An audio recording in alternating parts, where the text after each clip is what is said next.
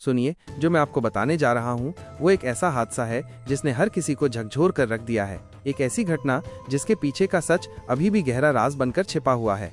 नमस्ते दोस्तों, आज मैं आपको एक ऐसी घटना के बारे में बताने जा रहा हूँ जिसने देश को हिलाकर रख दिया है। एक ऐसा प्लेन क्रैश जो न सिर्फ चौंकाने वाला है बल्कि कई अनसुलझे सवाल भी छोड़ गया है। टेक ऑफ के 2 मिनट बाद तबाही। अहमदाबाद से लंदन जा रही एयर इंडिया की फ्लाइट AI-171, 240 से ज्यादा यात्री और क्रू मेंबर्स उस विमान में सवार थे।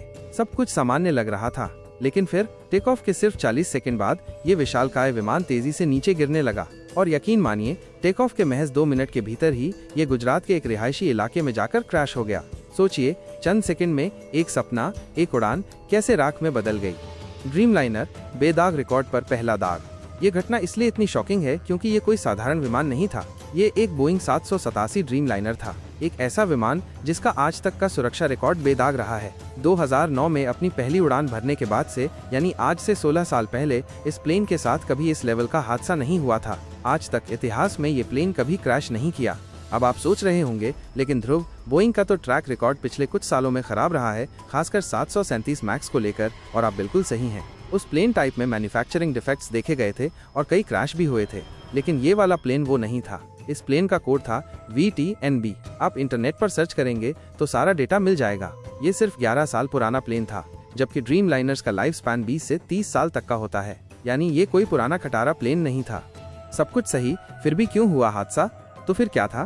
क्या पायलट की गलती थी? नहीं, इस प्लेन को उड़ा रहे थे कैप्टन सुमीत सबरवाल। उनका खुद का 8200 फ्लाइट आवर्स का एक्सपीरियंस था, जो कि बहुत अच्छा माना जाता है। तो पायलट भी इनएक्सपीरियंस नहीं थे। अगला सवाल जो आपके दिमाग में आएगा, क्या वेदर खराब था? ऐसा भी नहीं था। ये क्रैश दोपहर 1:30 बजे हुआ। वेदर कंडीशंस देखें तो लगभग 40 डिग्री सेल्सियस के आसपास का तापमान था। कोई ज्यादा तेज हवाएं नहीं चल रही थीं। वेदरबिलिटी यानी दृश्यता बहुत ही अच्छी थी, 6 किलोमीटर से ज्यादा की विजिबिलिटी। तो फिर सवाल उठता है कि यहाँ प्रॉब्लम कहाँ पर हुई? ब्लैक बॉक्स और अनसुलझे सवाल।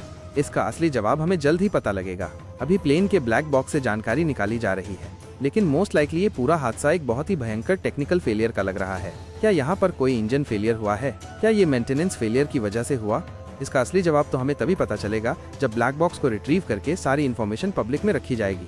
लेकिन दोस्तों, सवाल यहाँ पर ये उठता है कि क्या ये सिर्फ एक तकनीकी खराबी थी, या इस भयानक हादसे के पीछे कोई और गहरा और अनजाना रहस्य छिपा हुआ है?